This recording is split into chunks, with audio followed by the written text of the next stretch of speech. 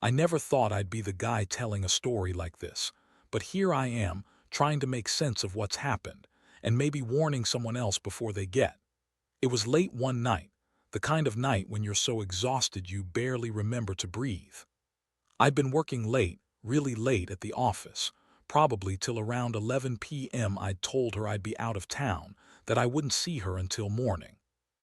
That was my routine now. Burn the midnight oil, come home drained and hopping she's asleep so I can crash without fighting. But I didn't realize I'd come home to a war zone of lies. When I finally pulled into the driveway, something felt off. The house was dead silent, even though I knew she was supposed to be home. I thought maybe she'd gone out, gone to bed early, something. I stepped inside, my stomach knotting up. The air smelled weird, a mix of perfume and something off. The living room was dim, but I saw a stack of her phone on the coffee table, face down, just sitting there.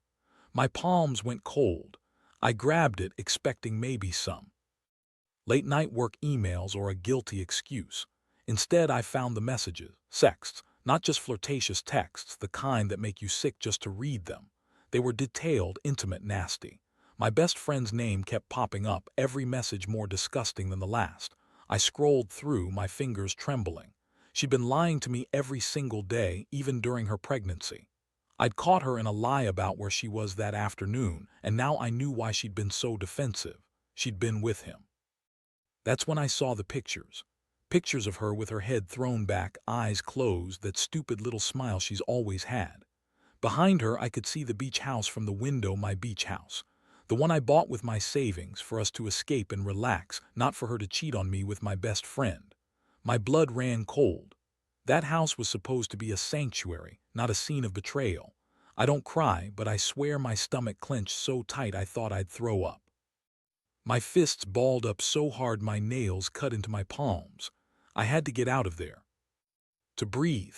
I moved fast, grabbing my keys from the hook, my mind racing. I had to think, what the hell do I do now? How do you even begin to process something like this?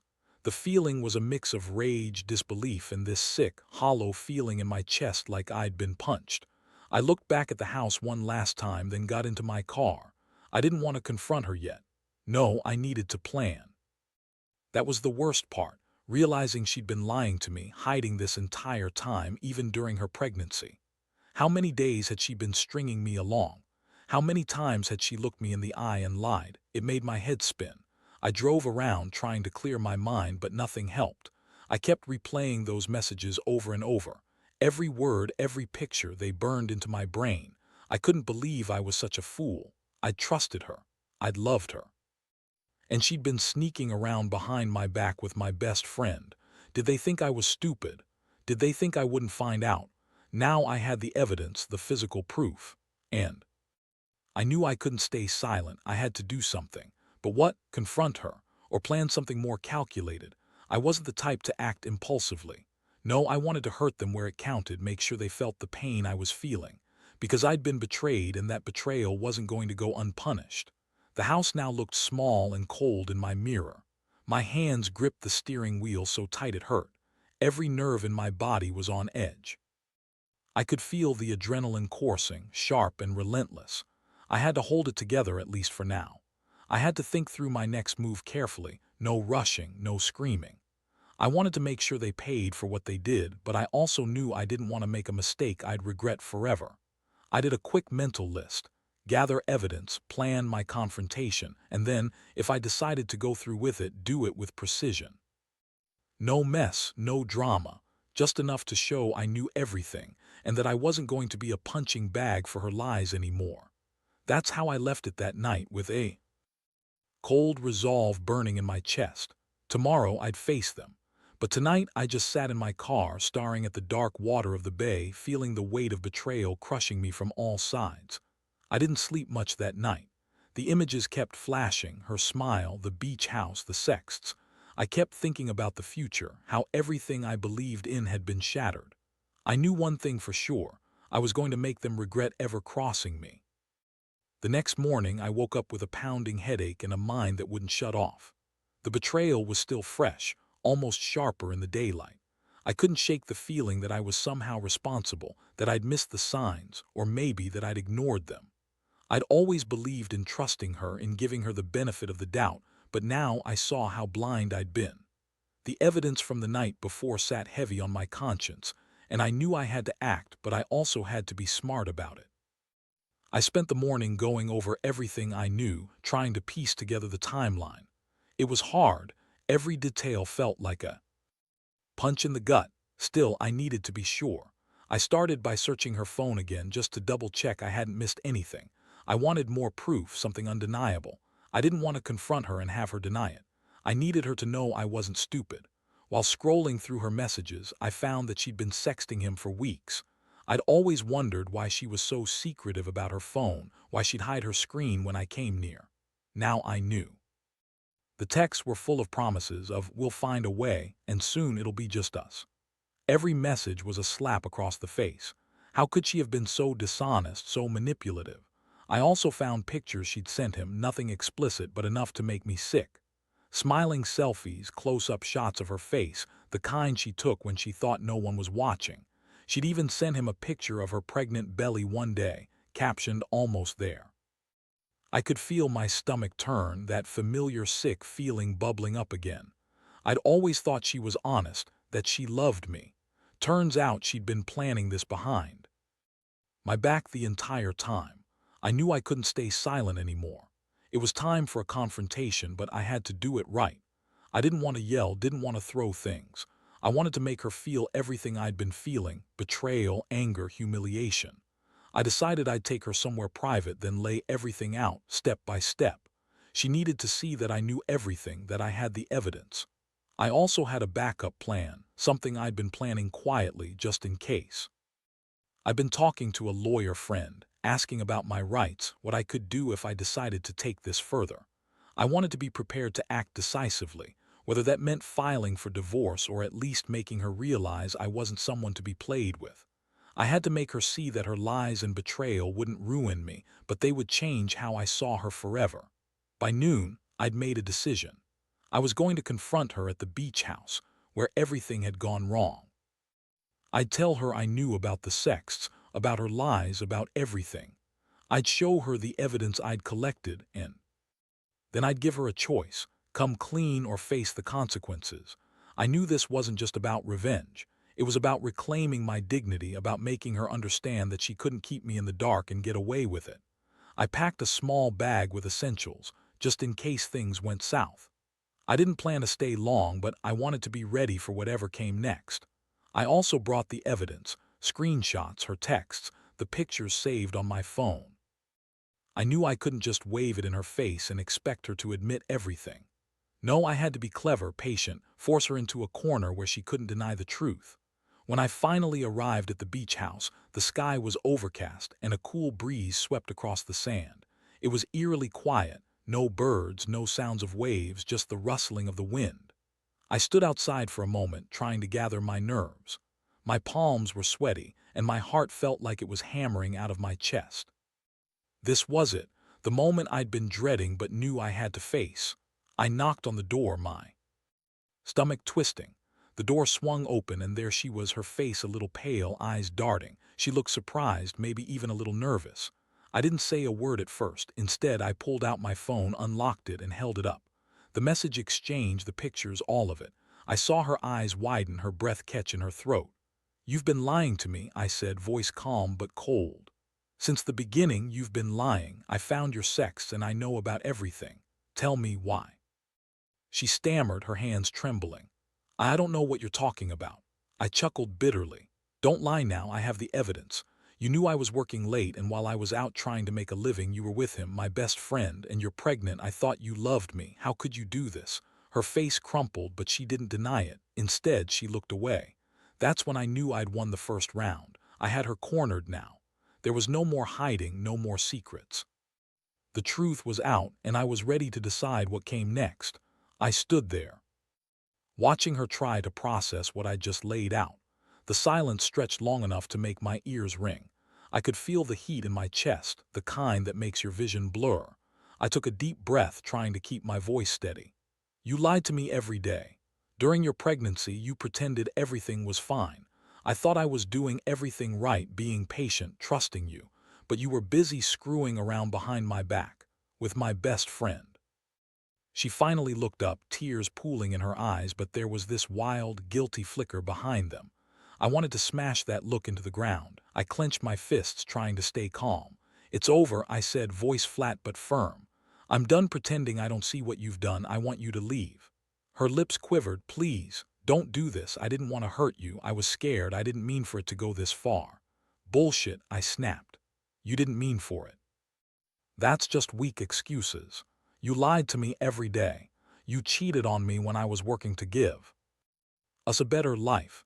And you did it with my best friend. That's not just a mistake, that's betrayal. I'm not just angry, I'm done." She looked like she was about to say something, but I cut her off. "I have all the messages, all the pictures. I've been recording everything just in case I needed proof. You think you can lie your way out of this, but I've got the receipts, and I do not want you in my house anymore." Her voice cracked. "Please don't throw everything away." "Everything's already gone," I interrupted. "You've been lying to me for months. I don't care about your apologies. You can take your pregnancy, your lies, and your stupid excuses and leave this house. Now." She hesitated, then finally reached for her purse. Her hands trembled as she grabbed her keys. Her eyes flicked to the window, maybe searching for some kind of escape. She opened her mouth to say something else, but I didn't let her. I just turned and started walking to my truck. I felt a strange relief, mixed with a deep, hot anger boiling beneath the surface. This was the end of it. Or so I thought. As she gathered her things, I kept my distance. Every step she took toward the door I measured, watching her face twist with guilt and regret. She kept mumbling apologies, but I was already tuning her out. I'd made my decision. I was done being a victim of her lies. I'd set the trap, and now it was time to execute the plan I'd been brewing. Before she left, I looked her right in the eye. "You cheated with my best friend. You lied during your pregnancy. And you thought you could get away with it. Well, guess what? I'm going to make sure you regret ever crossing me." My voice was cold, but I meant every word. She finally slipped out the door, her shoulders hunched and eyes red. I watched her get into her car, then turned back to the house. That's when I knew the real work was about to begin. I had what I needed now: proof, evidence, and an unemotional plan. I didn't want to just hurt her. I wanted to make her feel the damage she'd caused, in a way she'd never forget. I went straight to my car, pulled out my phone, and made a few calls. I contacted someone I trusted who could help me set the wheels in motion. I told him I wanted her to feel what it was like to be betrayed, without crossing the line into real violence. Just enough to make her see that I was serious, that her lies had consequences. I knew I'd have to be patient, calculating, but I was ready. The game was on now. Back in my house, I sat down and stared at the evidence I'd collected. Screenshots, videos, saved messages. I thought about the many nights I'd spent working late while she was out with him. How I'd always believed in her, trusted her to be honest. How stupid I'd been. The betrayal cut so deep I could feel it physically, like a cold blade twisting inside my chest. I clenched my fists, jaw tight. That night, I promised myself this wasn't going to end with just a breakup. No, I wanted her to understand that her actions had consequences, that she couldn't just lie and cheat and not face the fallout. I'd be waiting for her with everything in my hands, ready to make her feel every ounce of the pain she'd caused me. And once I was finished, I'd walk away knowing I'd finally reclaimed my dignity. I didn't know exactly what I'd do next, but I knew I'd find a way to make her regret the day she ever crossed me. Now, I just had to wait for her to come back so I could show her what she'd lost and what I was truly capable of. The following days felt like walking on a razor's edge. I wasn't just stewing in anger. I was planning meticulously because I knew I couldn't afford to slip up now. Every time I saw her car in the driveway or heard her voice on the phone, my stomach clenched with this mix of rage and something closer to a cold, calculated resolve. I kept revisiting the evidence I had, screenshots of her sexts, the pictures she'd taken, the messages exchanged. It all proved she'd been lying for weeks, even months, hiding this from me while I'd been trying to hold everything together. I also reached out to my lawyer friend, the one I trusted to help me understand what legal steps I could take that wouldn't blow everything up in my face. I didn't want a messy divorce. I just wanted her to see that her actions had consequences, without turning it into some bitter public spectacle. My plan was to let her think she'd escaped, that she'd gotten away with it, but I'd be lurking in the background, quietly setting the trap. One thing I knew: I'd confront her one more time face to face before I really pulled the trigger. I didn't want her to think this was just about the evidence. No, I wanted her to see me, to understand that I knew everything, that I'd been waiting for her to slip up again. Because I wanted her to realize that this wasn't just a breakup. It was the end of everything she thought I was willing to accept. I kept my distance, but I was watching her. She'd been trying to act normal, at least as normal as possible, going to her appointments, pretending to be pregnant and happy. But I could see behind her eyes the guilt, the stress. Sometimes, when she thought I wasn't looking, she'd glance at her phone with this nervous expression, like she was waiting for me to catch her. And I was, every single time. One afternoon, I saw her sitting on the porch scrolling through her phone. Her face was tense, her fingers trembling slightly. I approached slowly but deliberately. She looked up, startled, a little guilty. "What do you want?" she asked, voice barely above a whisper. "I want to talk," I said softly, even though inside I was fuming. I had to stay calm. If I lost my temper now, I'd ruin everything. "I want to tell you I know everything. About the sex, the house, the lies. I've been gathering everything, and I'm not going to pretend I don't see it anymore." Her eyes flicked away, then back to mine, wide and pleading. "Please, I didn't mean for it to go this far. I was scared. I didn't know how to tell you." "Bullshit," I shot back. "You had the chance and you chose to keep cheating. You lied during your pregnancy. That's what really kills me. The idea that you thought I'd never find out. Well, I did, and I'm not going to let you get away with it." She looked like she was about to cry, but I didn't feel any sympathy. I felt cold, like a part of me had shut down. I knew what I had to do next, and I was already lining up the pieces. I told her to pack her stuff, that I wasn't going to keep her there while she hid behind lies. I handed her a piece of paper with a timeline of her messages, a copy of the screenshots, everything I'd collected. "This is your warning," I said, "and if I see you near that house again without my say-so, I'm calling the cops." Her face crumpled. "Please don't do this. I love you. I swear I do." "I just save it," I cut her off. "Love doesn't cheat. Love doesn't lie. Love doesn't betray your partner when they're working their ass off for you. You want to stay? Fine. But I'm not going to pretend I don't know the truth anymore. And I'm not going to stay silent while you keep spinning your lies."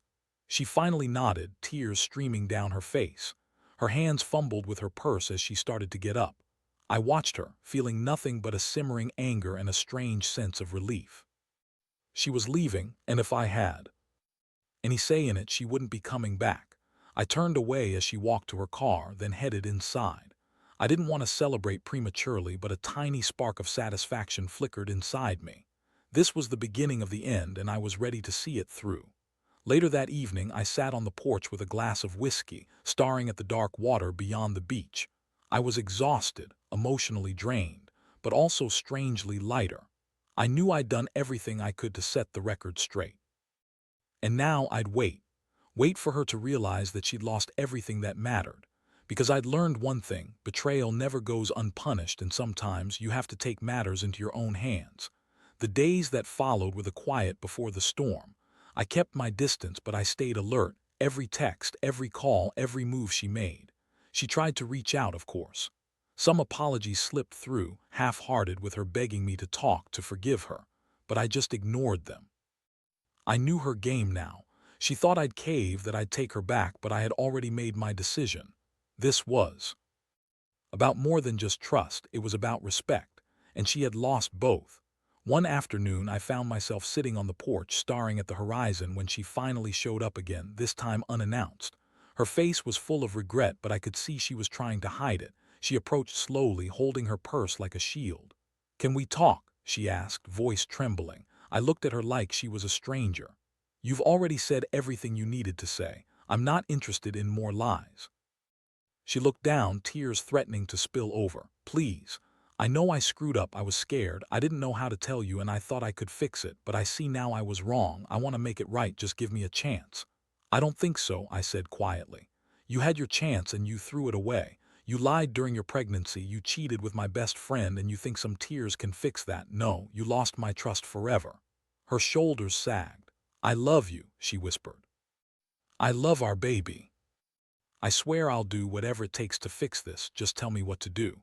I stood up feeling a mix of anger and cold resolve. "You want to fix this? Then leave, and don't come back, not unless you're ready to be honest, not unless you're ready to face what you've done, because I won't be waiting anymore, I've already made my plans." She looked at me, eyes pleading, but I didn't waver. "You should have thought about that before betraying me. I want no part of this anymore. I'll be filing for divorce today, and if I find out you're still sneaking around or trying to contact me, I'll take legal action. You've ruined what little trust we had left." She hesitated, then nodded. "I understand," she whispered, "but you're making a mistake. We're supposed to be a family." "Maybe," I replied coldly, "but you chose to destroy it.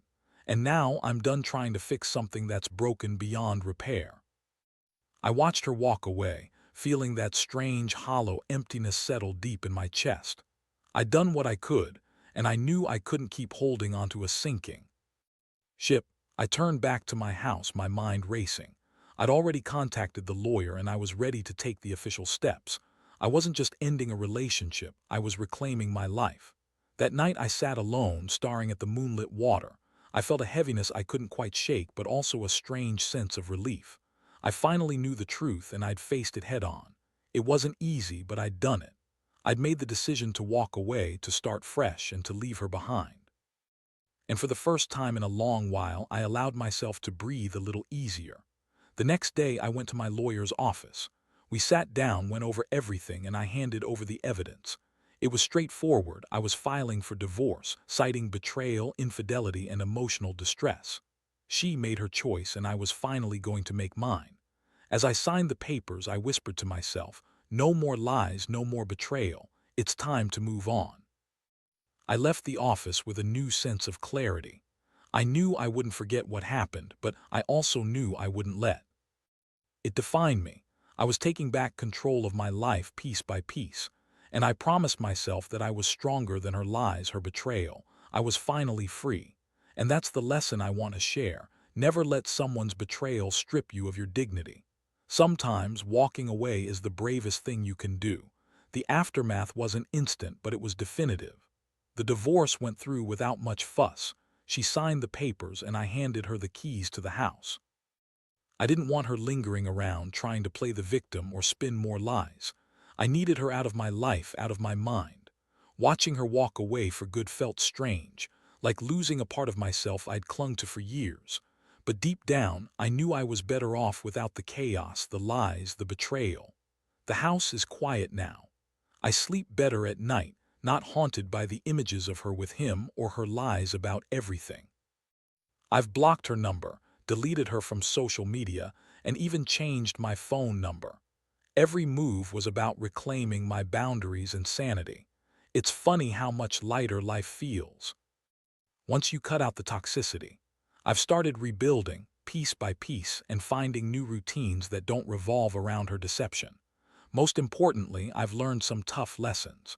Trust is fragile, so fragile that it's almost impossible to repair once broken. Having someone you love betray you in the worst way is like losing a limb. You think you'll never get over it, but with time, you do. Not entirely, but enough to breathe again. I've also realized that revenge isn't about hurting them in return. It's about taking back your power and refusing to be a victim anymore. Now I look at life differently. I don't linger on what's lost, but I do remember what I've gained: clarity, strength, and the knowledge that I can survive the worst. I'm not bitter, I'm cautious. I know now that love isn't a guarantee, and sometimes people will surprise you with just how far they'll go to deceive and betray. If anyone reading this is going through something similar, I'll say this: trust your instincts. Don't ignore the small signs, hidden phones, secret messages, excuses that don't hold up. If you catch someone lying or cheating, don't brush it off. Confront it, face it, because delaying only makes it worse. And remember, you don't have to stay in a toxic situation just because you're afraid of being alone or because you think you can fix someone. Sometimes walking away is the bravest, healthiest choice you'll ever make. Finally, take care of yourself. Heal at your own pace. It's okay to feel angry, hurt, or lost. Those feelings are part of the process, but don't let them define you. Rebuild your life around honesty, respect, and your own happiness. Because in the end, nothing is more powerful than knowing you took control of your story and refused to let someone else write it for you. I moved on. I'm rebuilding, and I am finally free.